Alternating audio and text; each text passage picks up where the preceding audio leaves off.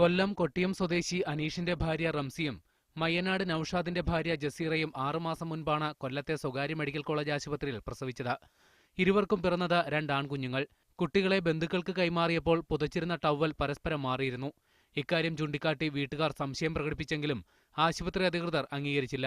3 മാസം മുൻപ് കുട്ടികളുടെ രക്തപരിശോധന നടത്തിയപ്പോൾ ആശുപത്രി രേഖകളിലെ ബ്ലഡ് ഗ്രൂപ്പും യഥാർത്ഥ ബ്ലഡ് ഗ്രൂപ്പും തമ്മിൽ വ്യത്യാസമുണ്ടെന്ന് കണ്ടെത്തി. ഇതേ തുടർന്ന് ശിശുക്ഷേമ സമിതിയിൽ പരാതി നൽകി. പിന്നീട് DNA പരിശോധന നടത്തി.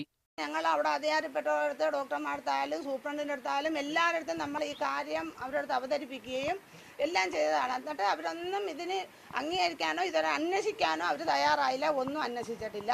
ആശുപത്രി അധികൃതരുടെ നടപടിക്കെതിരെ കോടതിയെ സമീപിക്കാനാണ് ഇരു കൂട്ടരുടെയും തീരുമാനം. മെഡിസിറ്റി ഇപ്പോൾ ഇന്ന് തന്നെ വിളിച്ചിട്ട് രേഖകളിൽ ഒപ്പിടാൻ പറഞ്ഞായിരുന്നു, ഞാൻ ഒപ്പിട്ടില്ല. അതിനുശേഷമാണ് നമ്മൾ ബന്ധപ്പെടുന്നത്, വക്കീലോട് ബന്ധപ്പെട്ടു. മീഡിയ 1 കൊല്ലം.